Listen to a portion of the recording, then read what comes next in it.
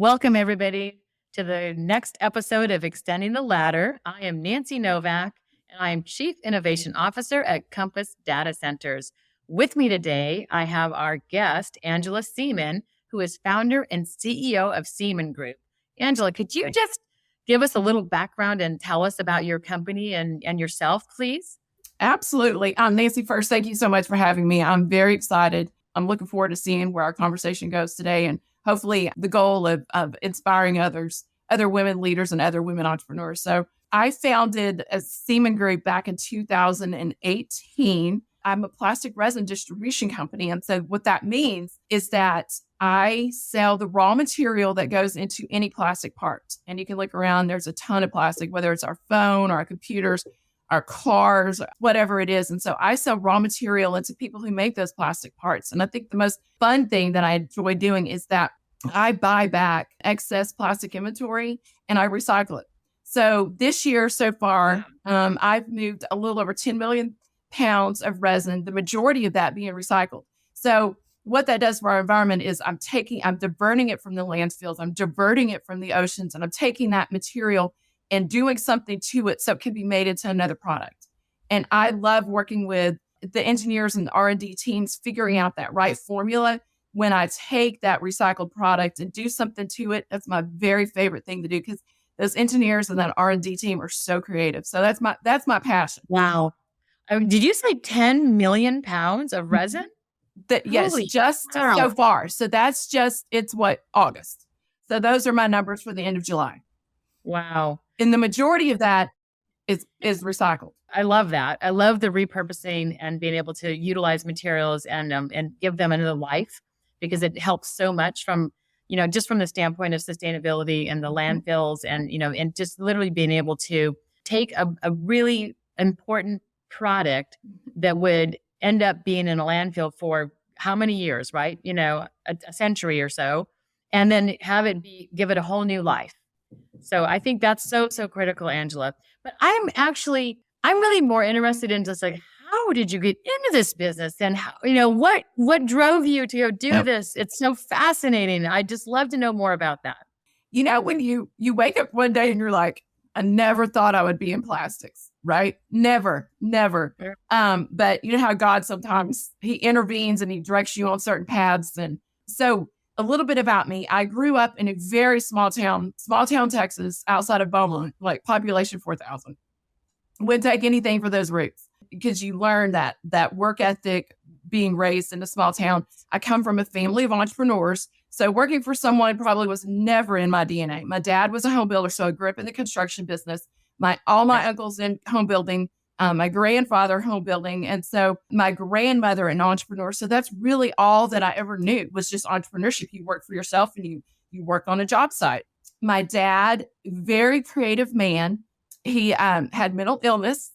And so it leads you to being raised in a chaotic environment.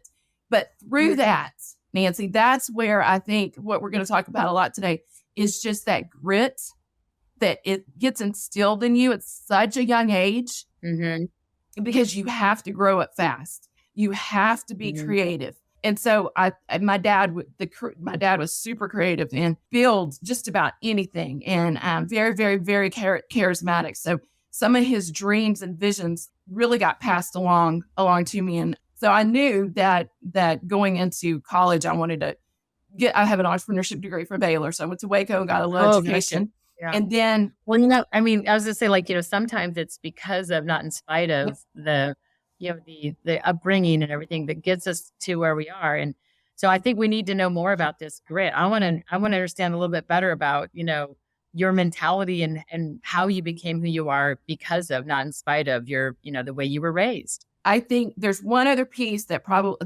thrust me into doing what I did, starting my own company. So 2 different factors. One was I was married for 23 years, divorced. And so you probably know a lot of people, if there's a tragedy of some sort, what happens? Creativity is burst out of it, right? Mm-hmm. And sometimes you get put in a situation and you're like, what's inside of me? Have you heard of that? Eleanor Roosevelt, one of my favorite quotes is, women are like a tea bag. You never know how strong they are until they get put in hot water. And I live by that, right? Because you never, ever know how strong what you have on the inside. So I was married 23 years. I came home from work one day, half my house was cleaned out. There were 3 $100 bills and a Post-it note.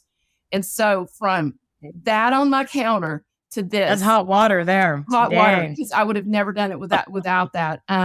So anyway, I have a logistics and a supply chain background, went through the divorce, was working for someone, and you know how they do salespeople when they do really well, they cut your commission and you're like, I'm not going to do that. I'm selling for you, pay me my commission. And so all those things collided and I'm like, I'm going to do this on my own.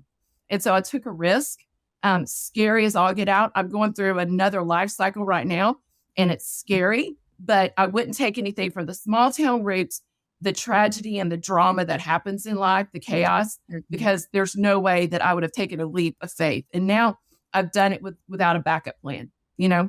Wow. Yeah. That's inspirational. It's very inspirational. I mean, and I know that there's a lot to it. Not just the fact that you had to take a risk, but like, I'm curious about, you know, what your support system looked like when I come, like whether it's, you know, emotional support or, you know, or resources that were, you know, available to you to be able to, you know, ask advice from, or an advocate or something like that. You know, anything that our audience could say, like, you know, if I was going to take a risk, you know, what, maybe not a backup plan, Angela, but something that says, you know, someone's got my back, or I have ways in which I can reach out, right? Fantastic question. Family, always, right? Thank goodness for them. And then the second two, I've got 2 go-to groups. The Women's Business Enterprise, so WBE is where one of my certifications, or a lot of my certifications come from. In 2018, I got minority certifications, and it really is a niche and has set my company apart because of that. And I'm so grateful. So my WBE group, and then I'm in Women Presidents Organization. So we've got a chapter, and there's maybe 12 of us, and those are my go-to girls because we're running all fast. We're all running companies. We get together once a month, you know, depending on the travel schedule. But if anything goes on, that's who we go to. We had a thing with I Am Women that was about your building your brand. And I think one of the the pieces of advice was to have your own board of directors. So basically like whether it's the women or the men, but it's like someone that, you know, can ask good questions, give you advice, keep you on the right path, you know, be there when you need a little pick me up, and then advocate for you in the industry. And because I think, I do believe, especially for the younger audience, and I've seen this a lot lately, where we struggle to use our resources and we don't realize how many resources we have. And there's a lot of this pride around, I want to do this all by myself. And, you know, and I'm here to tell you, I don't think nobody does anything by themselves, right? Yeah, ma'am. And you're crazy if you don't use your resources. So I love the fact that you have your own board of directors to give you guidance and to advocate for you and to help you when you need that help. Because I think to take risks like that, you need to know that that's out there, right? Yep.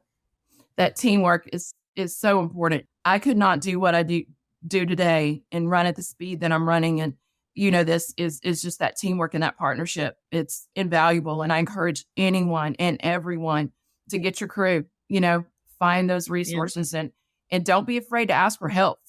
Mentorship is so important. Yes. Make an effort to find people that will speak into your life and encourage you. And that can take on all forms too, Nancy, right? It could be industry, it could be spiritual, it could be friendship. There's a lot of different paths that mentors play, I think, in our lives. Well, and I've also kind of witnessed along those same lines that, you know, I think you can have mentors who are good sounding boards. And then I also think that there's like that advocate that can sit in the room and speak on your behalf or have your back when you're not present, or else amplify you in some way, right? So kind of different. Sometimes they can be the same person, but a lot of times they're different people. They're two different people, right? But one has the power to make impact in your career, and the other one is, you know, I'm here for you. I can listen to you. I can help you figure something out, you know, by just being that person who can be the sounding board, right? Yeah.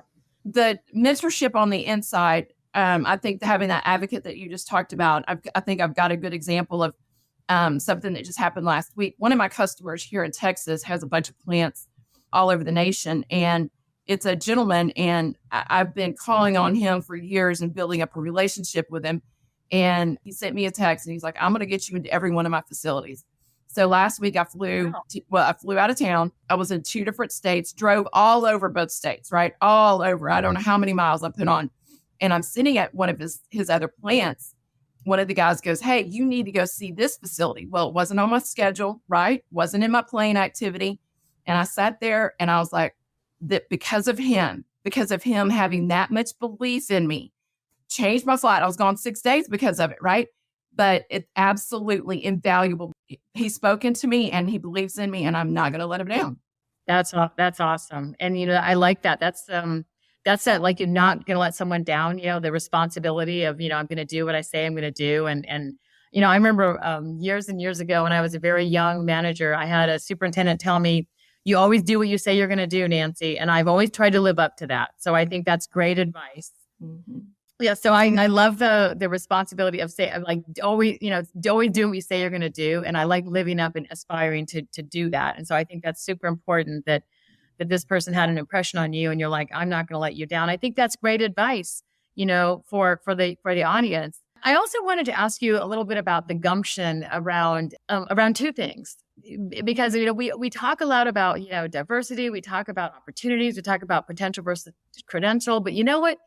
When you and I were talking earlier, Angela, what popped into my brain was this whole idea around persistence and attitude. And those are 2 of my favorite words. And I want you to elaborate a little bit about how those fit into how your journey was, and how it continues to have any influence on, your business and the way you operate. I think attitude, Nancy, you and I would agree on this, is that, well, I'm not the smartest person in the room, right?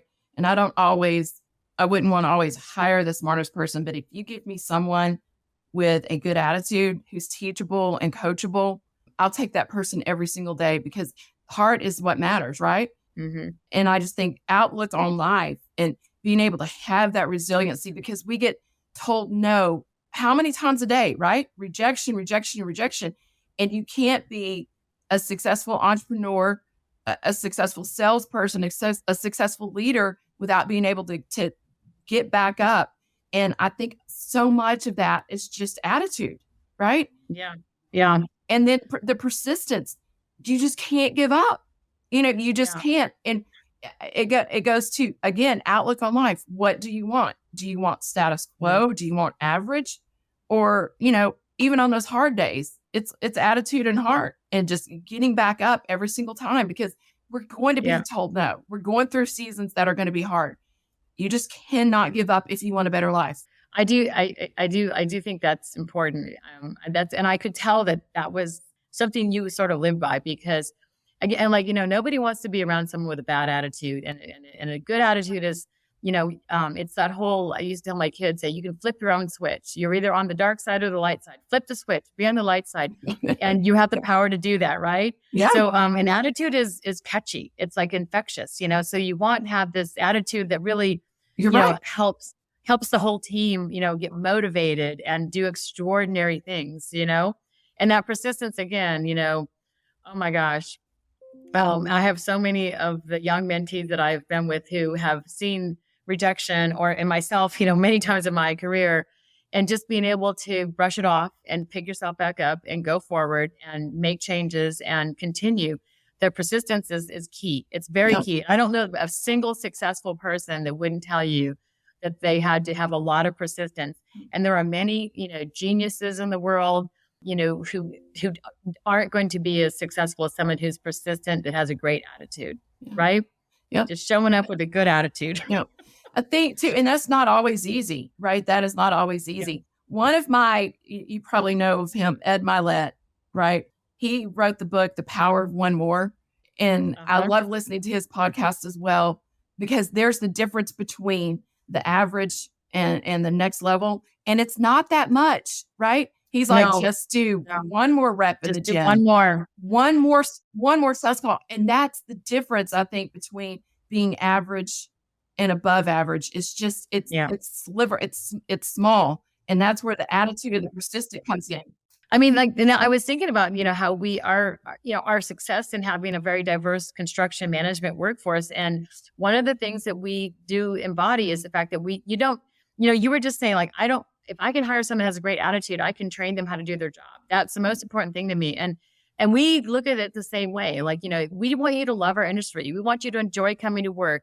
You don't have to be very knowledgeable about it because we're happy to train you. Yes. But if you enjoy the job and you love the atmosphere and you're a team player, and you're humble enough to say, I don't know what I don't know, you are our person. You're our person. And I really like that to be a great takeaway for the audience, because I think that we, especially as women, we rely so heavily on our credentials to do the work for us. And it's kind of refreshing to have some industries and leaders in the industry that say, you know what, having another credential isn't really what we need. Sometimes we just need the person who's going to show up every day with a great attitude and do the job and learn how to do the job better and better and better. Right? Yeah, absolutely.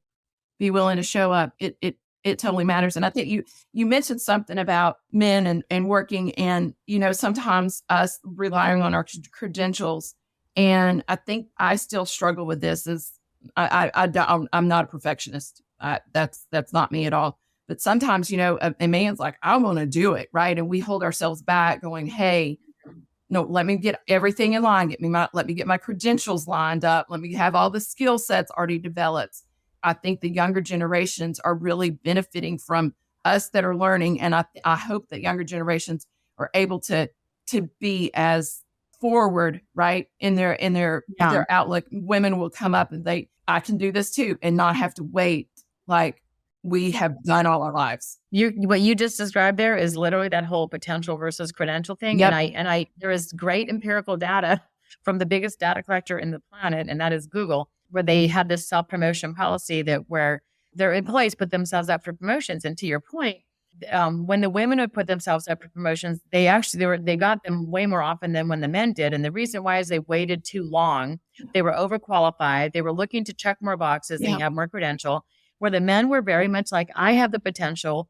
And what was interesting is when I was talking with Laszlo Bach about this at a conference, he said it was on both sides. It was on the leadership side, looking at the person sitting across the table and trying to understand what they thought their potential was. And it was on the employee side to try to project what their potential might be, right? So closing that gap to, exactly to your point of, or basically getting rid of the gap and saying, we don't need to worry about this because, we all have that potential, right? To know that as a young female, I think is very, very important. I can't tell you how many times in my career where I've seen a lot of women get passed over for a promotion, and then they're not upset about it because they're thinking, well, I'm not ready. When I can look at them and go, oh, you are so ready.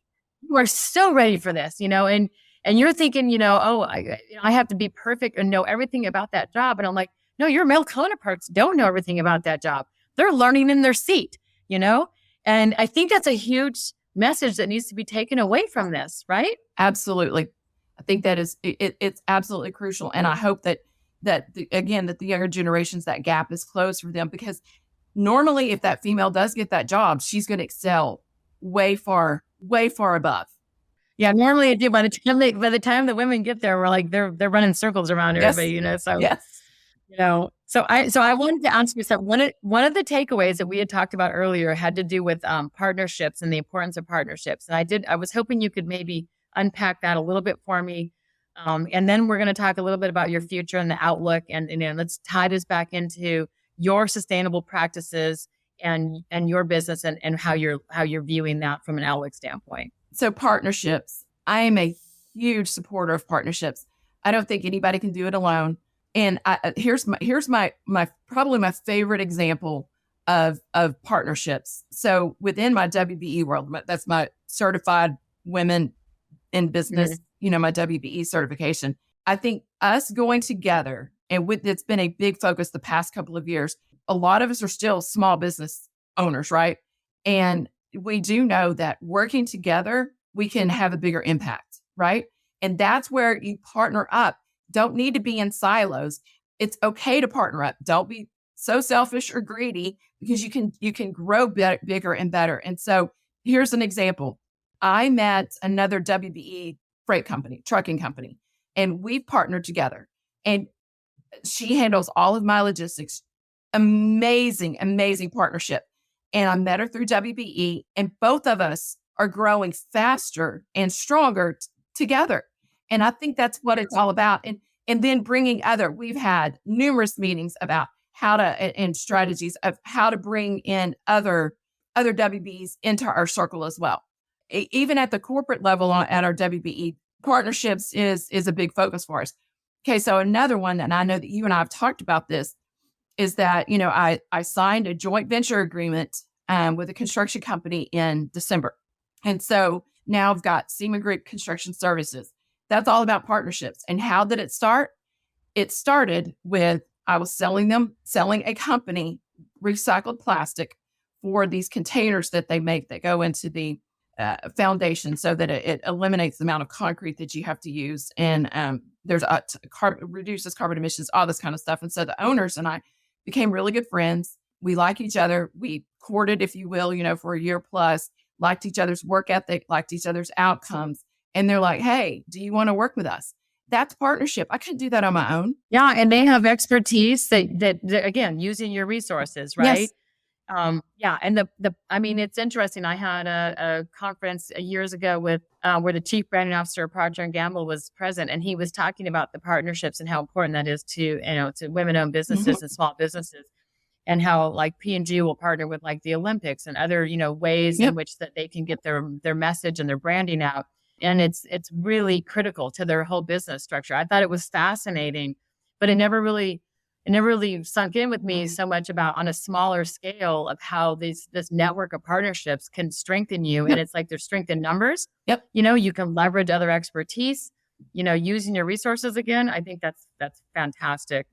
So Angela, like from a takeaway, like message, leading with our audience, like, the grit, the determination, the persistence, the tenacity, all of that kind of stuff. Like, if you could just sum this up, and you were someone who was maybe considering about taking a risk, going into a new industry, trying something different, or being an entrepreneur, what would your advice be? In addition to having grit, resiliency, and tenacity, I am very big on having a vision for your life.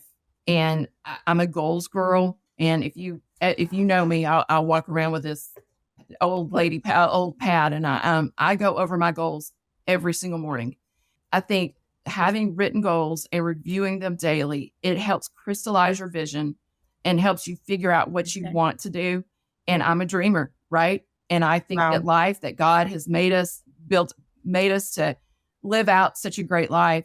And I would just focus on what your vision is, write your goals down, get a mentor, plug into a support group to help you get to that next level. And it's true. Look around at the people that you run around with, right? They're going to lift you up.